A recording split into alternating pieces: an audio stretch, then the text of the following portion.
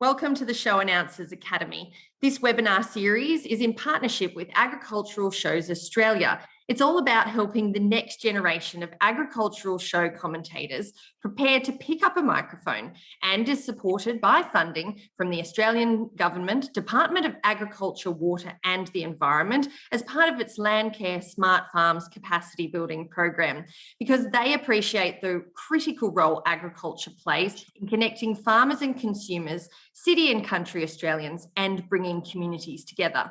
My guest today is Jake Smith, who is a talented and youthful voice behind all things Bulls, Bronx and Cowboys at the Sydney Royal. He's also a livestock engineer and is an announcer at rodeos and shows all across the East Coast. Good morning, Jake. How are you? Good morning. Lovely to be with you. It's fantastic to have you here. Thanks for putting your hat on. It's good to see. I always wear a hat, yeah. Firstly, why don't we just jump right in? What's easier to wrangle, a rodeo crowd or announcing at a show? Oh, well, probably more in the show ring. It's a lot more quieter and a lot more tame. But, yeah, no, I do enjoy the thrills and spills and all the action in the rodeo arena, that's for sure. You also are an auctioneer as well. So what came first? Did you get into auctioneering first? How did yours come about? First time I ever was actually announcing at the show ring, actually, before I ever become an auctioneer. I actually had no intention of being an auctioneer, and it sort of just, I was out of work once and found a bit of a sideline on a weekend helping a gentleman do clearing sales, and that's where it all started, the auctioneering. But no, definitely, I guess, same with the show announcing, I just fell into it. Did you really, I guess, were you involved in shows right from the beginning? I went through Pony Club, and we've always had horses and mustering and all that sort of stuff, and went right through the Pony Club level, and that's how it all, I guess that's how it started. Yeah, like it was just one of those things. Someone heard me on a microphone once and they said, would you be interested in doing it was a hack show actually in Gunnedah. I didn't know what I was doing, but yeah, it just all sort of took place from there. I guess you have a fantastic voice, but how hard was it to jump in that first time, not coming from a background of, I guess, public speaking and that sort of thing?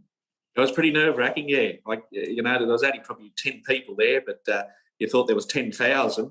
But, we got by. We made a few mistakes, but, we learned from our mistakes. But, no, it was all a great learning curve. It sort of, I was a bit of a quiet type of a person, so it sort of, helped me, express myself a bit and, meet a lot of different people.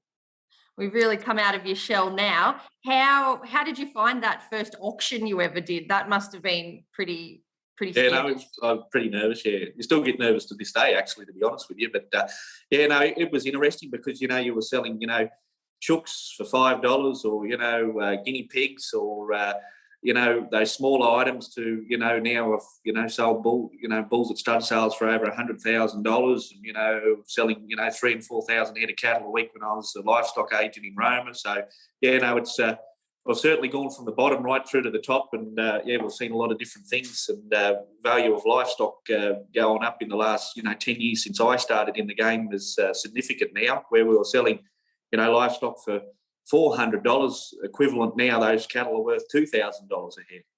It's pretty crazy. And I guess you'd also have to work through the good times and the bad times. We've seen a lot of stock during the drought have to be sold off because people couldn't just hold on to them. So how do you maintain, I guess, that compassion when, you've got to sell stock that people don't actually really, they would rather be holding on to?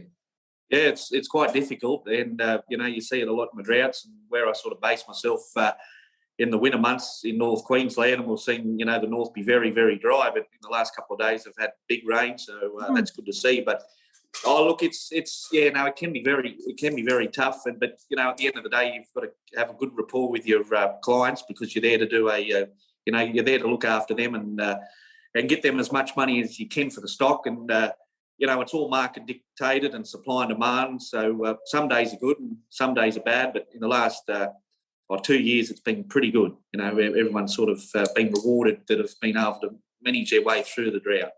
Not great if you want to buy them back, though. I want a few out the back of my house. Don't really buy any potty calves. Restocking at the moment, it's very, very dear. Yeah, no, it's not easy, that's for sure.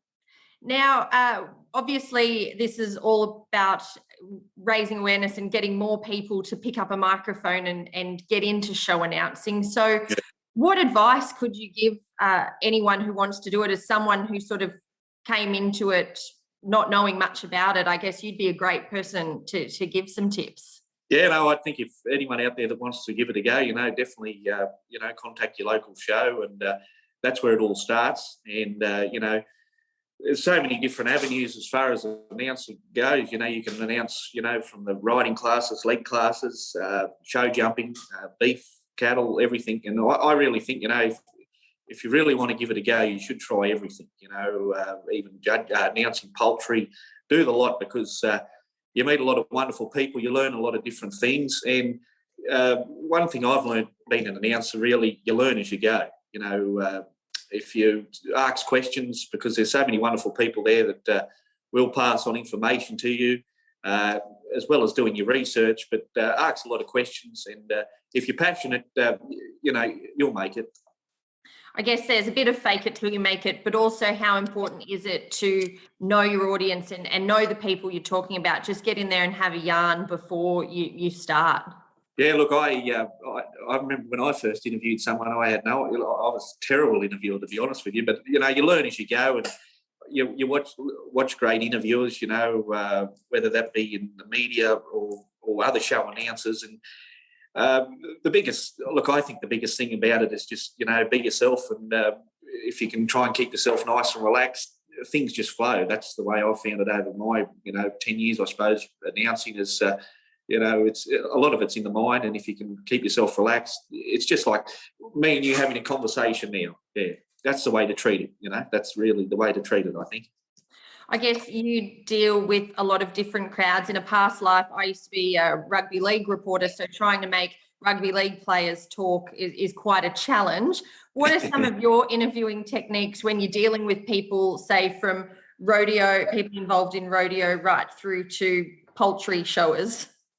Oh, well, look, some people don't really, I've interviewed a lot of cowboys over time, and some of them are very reserved. So I guess it's a bit like you said before about reading your crowd. Sometimes you've got to read the person you're interviewing. Some people are great interviewers, and other people are a little bit more reserved. So I guess, it's just sometimes keep it simple, stupid. And have you had any funny moments? Obviously, you go across a variety of different arenas. Have you got some? I forgot a few people's names, yeah. That's a little bit embarrassing, but I haven't had too many blooper episodes at this stage, touch wood, but that's not to say they won't happen in the future. I did call, I think it was at Sydney Royal last year. I was actually, a young gentleman actually won the boy rider class there, and I was on the ground floor at the time, and they said, can you interview him? And I said, ladies and gentlemen, can you please put your hands together for the winner of the bull ride tonight? I was thinking about the rodeo that night, starting to prepare myself, and I had to correct myself pretty quickly. I don't know whether anyone heard it, but anyway, yeah, I knew I said the wrong thing. I think for me, we always think our mistakes are bigger than what they actually come across to the audience. So is that a bit of advice for you too, that don't try to get caught up? Well, I used to, if I made a mistake, whether it was at a show or a rodeo or something, I used to beat myself up for about a week. And you'd think, geez, I could have done that better. But yeah, look, I guess, if we all make mistakes, and they're very minor, but, just move on. And that's what I've found. But yeah, when I did make a mistake, it used to eat me up inside. I couldn't sleep or anything. But I guess that's where, if you got passion for being an announcer, I guess, that's what it's all about. People aren't down talking in the pub about, did you hear Jake say on the mic today at 12:10 that it was the announcement of the Rodeo King? It's I think sometimes when you're an announcer or a commentator, you've said the wrong thing, but people out there don't actually know, they don't know either. So sometimes it's, you can be a little bit hard on yourself, and I think, for a young aspiring announcer out there, not to be too hard on yourself, because, you can take it too far, I think, yeah. Now, how do you go about personally preparing for a show? Personally preparing for a show, well, the first thing I always do is, find out if I haven't been to the show before, is find out who the president, secretary, treasurer, all those people are, because they're a very vital role to the show. and then to make contact with the ringmaster. Always make contact with the ringmaster probably 2 weeks before the show, or if it's a royal show, 6 weeks out, find out who the judges are. Always like to get a background information on the judges for all the classes. Always try and get a list of sponsors sent through to me fortnight before the show, just to familiarise myself with different names and different people. And then if there's pre-nominations, I like to go through and sort of do a little bit of homework on those people or horses if there's pre-nominations. But a lot of small agricultural shows, you don't really know who's competing until the day. When I go through to Queensland every year from Rockhampton through to Cairns, most of those shows, they're the same competitors right through. So after a while, you know the competitor and you know their horses and what they've won. So that helps when you're doing a run like that. But a lot of smaller shows, you don't really know who's competing there until the day. So I like to, if I can get there early enough, I'll try and catch up with a few competitors, get a little bit of information, try not to get in the road either because they're busy trying to compete. But yeah, just sort of cover all the basics and find out about, night shows or special presentations or who's opening the show. Yeah, just all the little basics really. Yeah. And what about